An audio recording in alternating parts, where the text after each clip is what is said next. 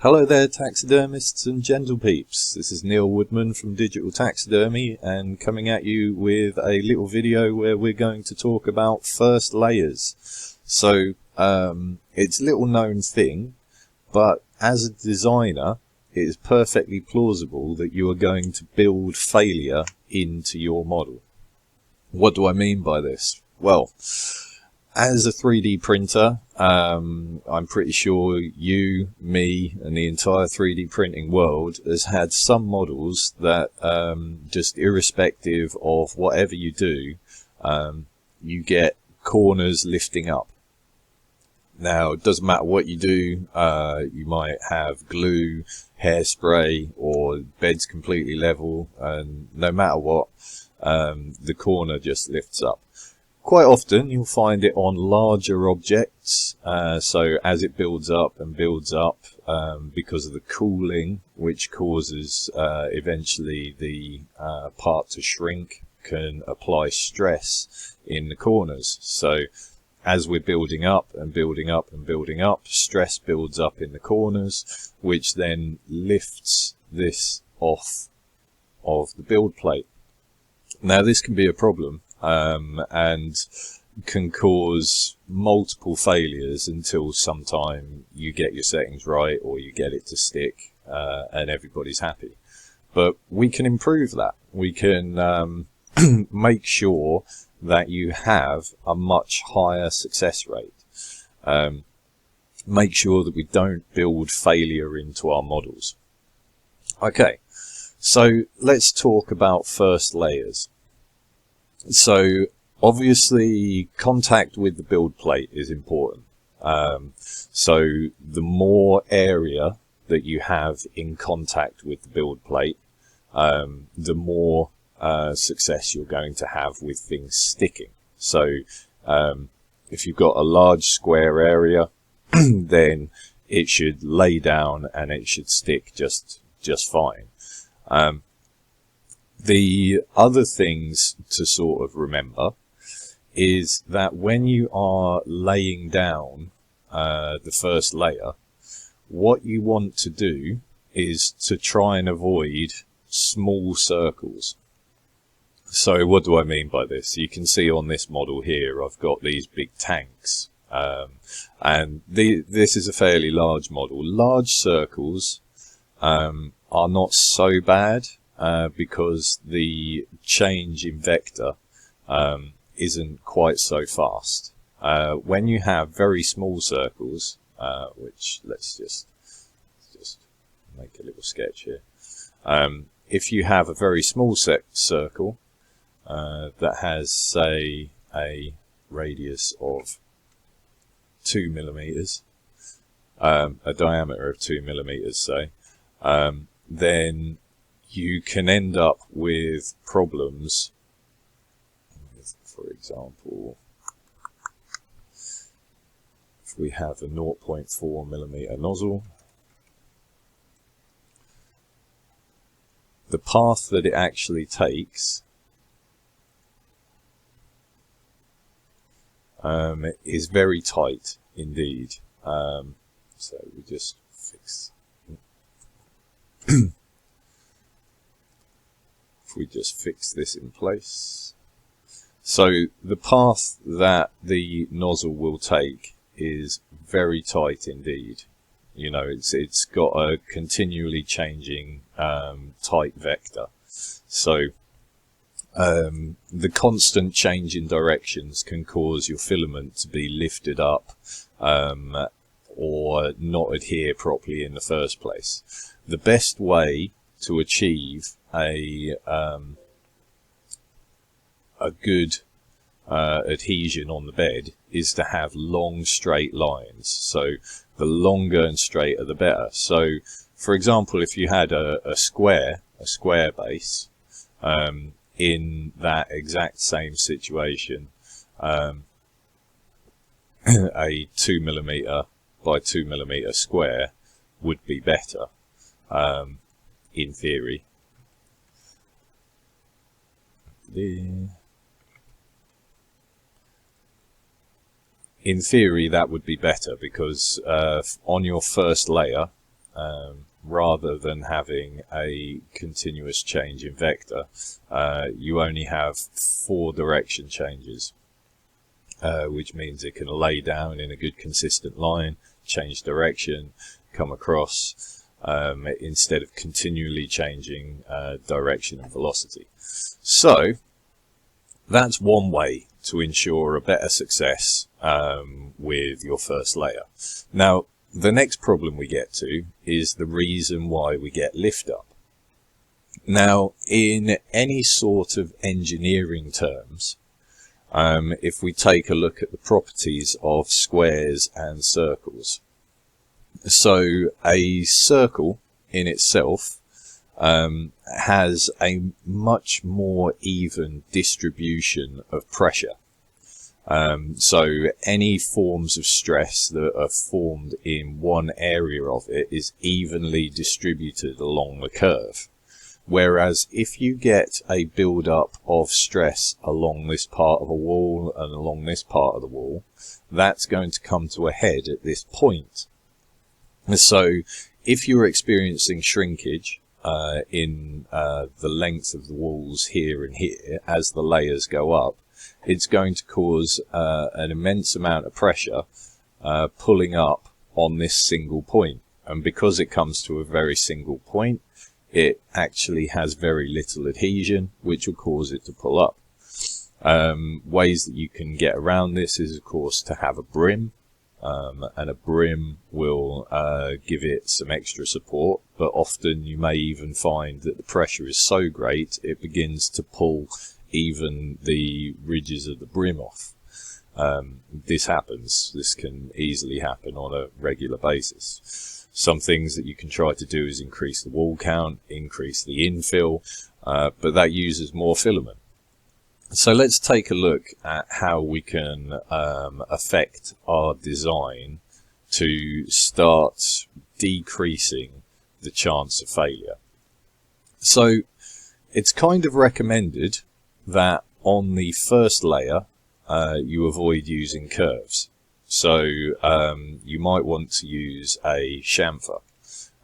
So for example, we'll do that, and you get the effects of the straight line, less changes in vector,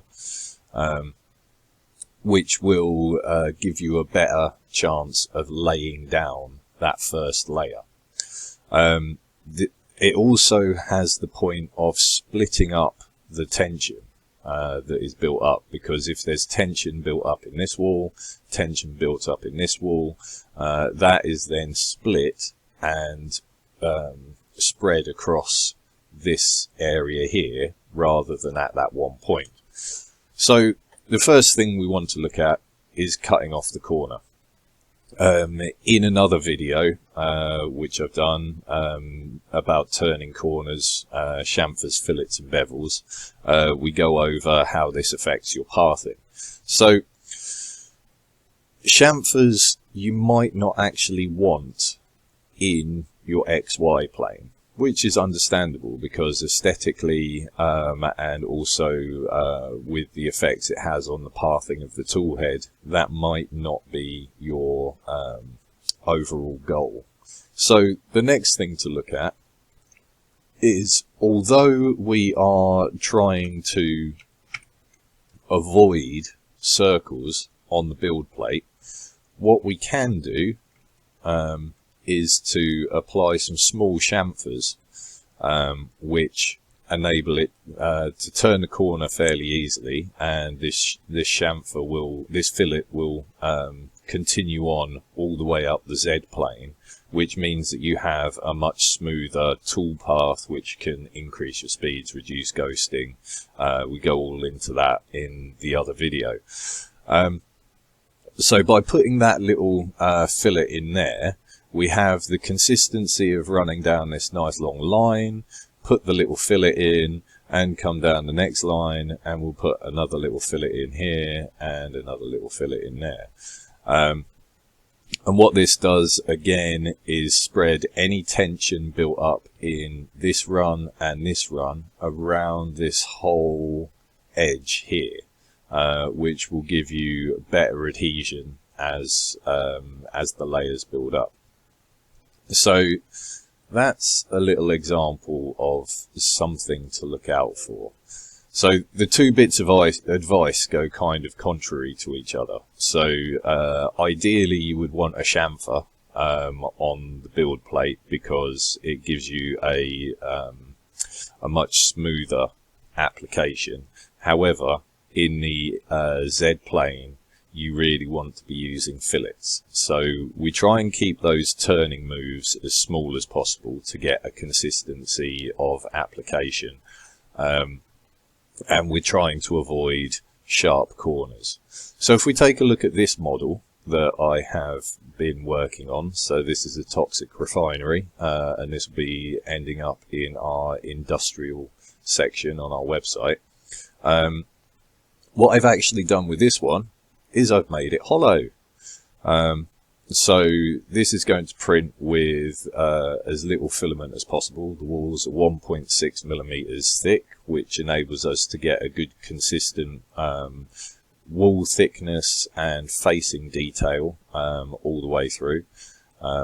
Again, we've got another video coming soon which explains about how wall thicknesses can affect the output of your model. So if a large area on your first layer is preferable, how do we get away with having this hollow? And the first thought is right, we're going to have a brim. Well, when I'm designing specifically, I try not to force people to change their settings specifically. So if they use a skirt, they use a skirt. I myself don't like printing with a brim, and I've printed lots of these sorts of designs without a brim quite happily. So how do we do it? The wall thickness, as you can see, is let's just hide the feature. Oh, no, it's hidden it all. So let's see what happens here. See if I can identify the specific feature. There we go. Hide that. Nope.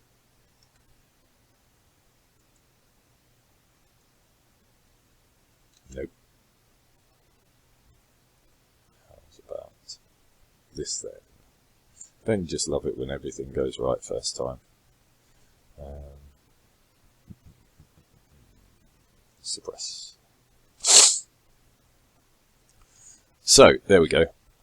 What we've got now, so this is the shelled building. So this is what we sort of start with when we're then, so we've made the model and we're now considering the first layer.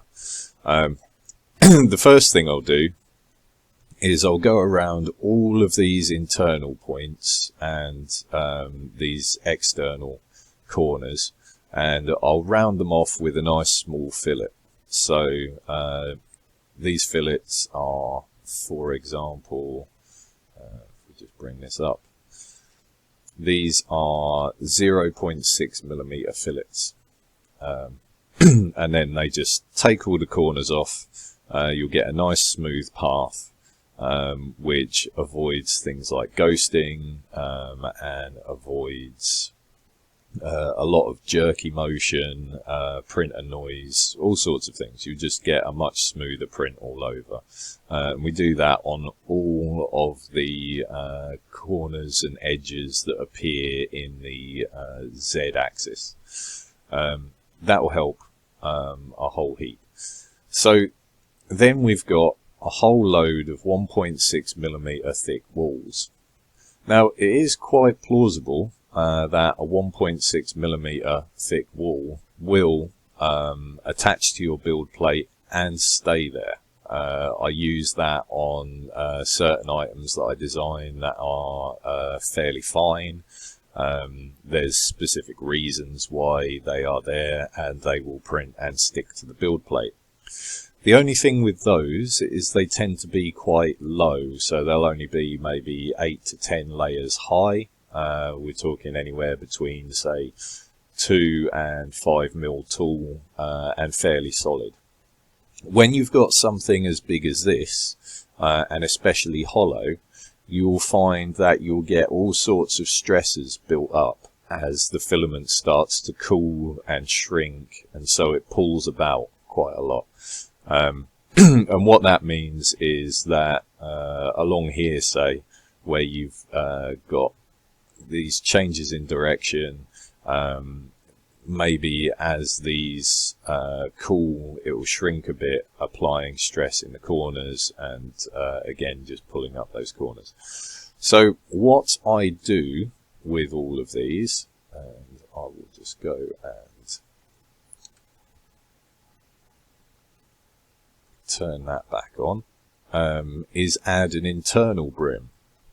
And so my internal brim is usually set out to be 2.4 millimeters or 3 millimeters, and that's in addition to the 1.6 millimeters you've got on the main wall. So 1.6 millimeters would be 4 perimeter lines with a 0.4 nozzle, and then 2.4 will add another 6. So we're talking 10 perimeter lines guaranteed all the way round, which is more than enough for a model like this to stick to the bed. And I've test printed this and several like it, and it's perfectly fine. The next thing that I do is to fill in all of these odd shapes. So the internal run of the brim that you're laying down just has some long straight runs. So underneath here is filled in, underneath all of these details is all filled in. Again, what we can do, I can show you.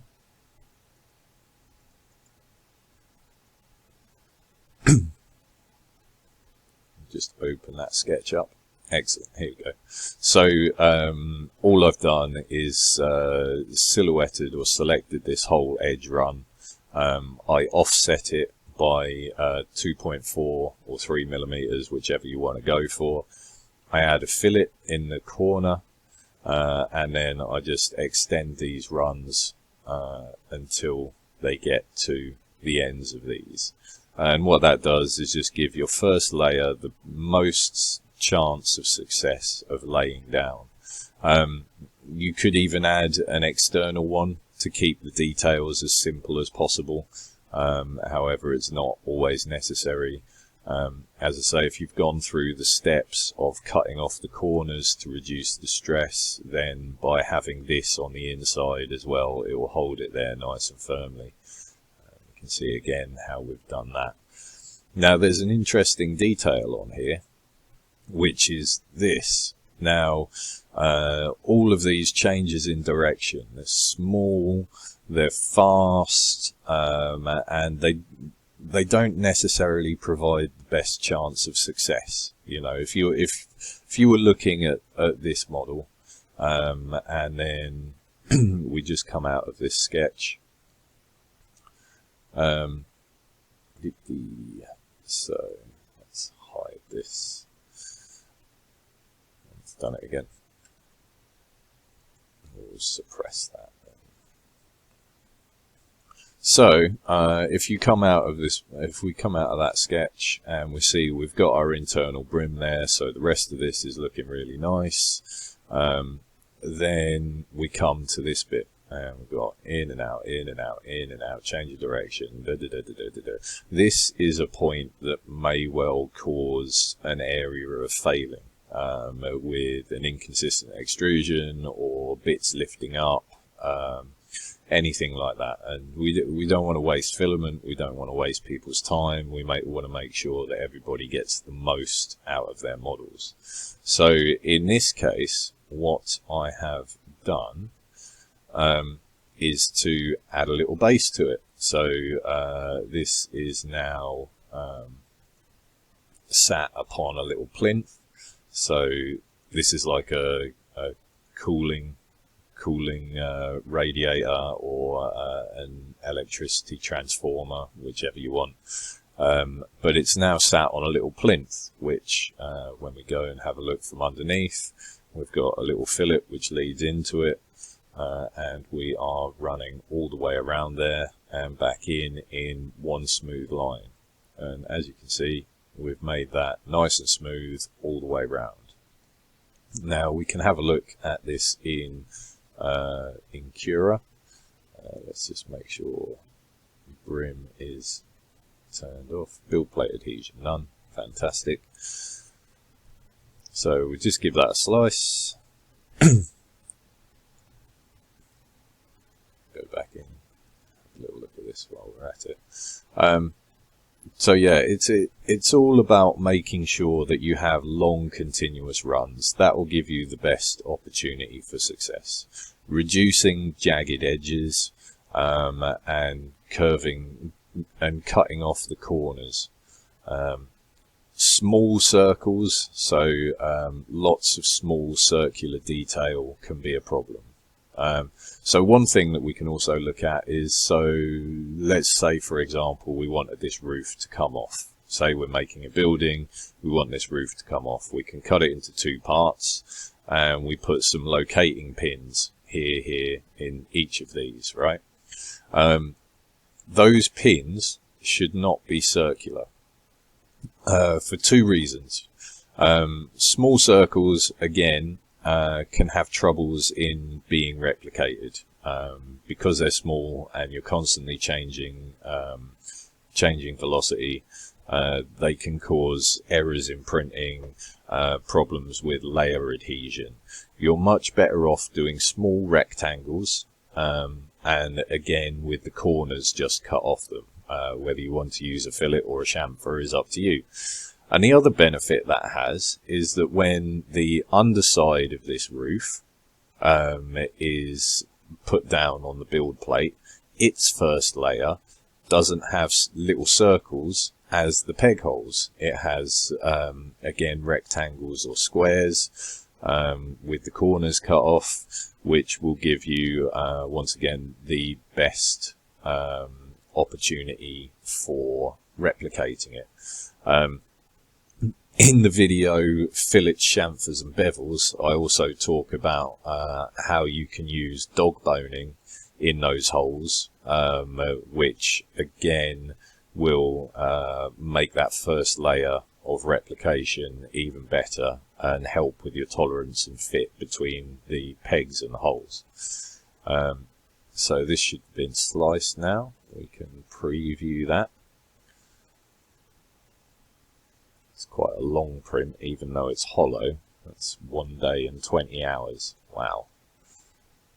So we can preview this. We will take it down to the first layer. Controls. There we go. So we can get a better idea now of what's actually going to be going on here. So there's no brim applied to this, it's just literally what's come out of the model. And we can see there's 4 perimeters being laid down inside and out on the first layer there, then a whole bunch of infill. The other thing that will happen is this brim, the internal brim that I've put in, so on the second layer there, you can see that will actually iron that flat as well. So the thickness I put on that was 0.4 millimeters. I usually do them at 0.4. You could do them at 0.2. I just find it potentially could give it a bit more strength. So the second layer goes down, it gets ironed, and then that's taking a whole heap of load off of the external walls, which should help keep the corners of the walls down. So that's really it.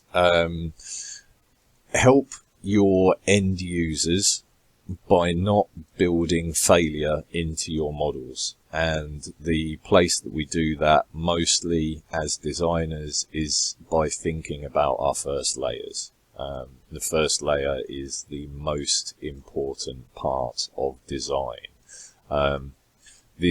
We'll do a bunch of videos in the future which will also cover things like orientation, and at what point you might want to break something up into multiple parts to be able to recreate the detail the way that you would like it, while taking advantages of orientations and the positives and negatives of those. So I hope that's been helpful, and check out some of your designs and see if there's any improvements you can make. Have you made a design yourself and wondered why it keeps lifting? Are you trying to print something from somebody and you're finding that you're having trouble keeping those corners down? Have a look at it and see. You might well find it's because the corner is a square corner, and that is causing issues. So yeah, hope that helps, and we'll be back with another video in this series fairly soon. We're trying to keep them fairly regular.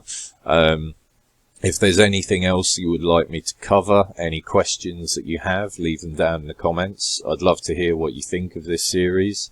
Don't forget to like and subscribe. It will really help the channel grow. And while you're here, you might as well check out Digital Taxidermy, www.digitaltaxidermy.co.uk. Take a look at some of the things that we've done. We've got a whole bunch of things on the way. We're regularly doing Kickstarters. There's the Patreon Buyers Club. Follow us on Facebook. Sign up to the newsletter for deals and discounts and news. And we'll see you again soon. Take care. Have fun. Bye bye now. Like the video, follow me around. Press the bell, it makes no sound. Like the video, press subscribe. I don't know why I am alive.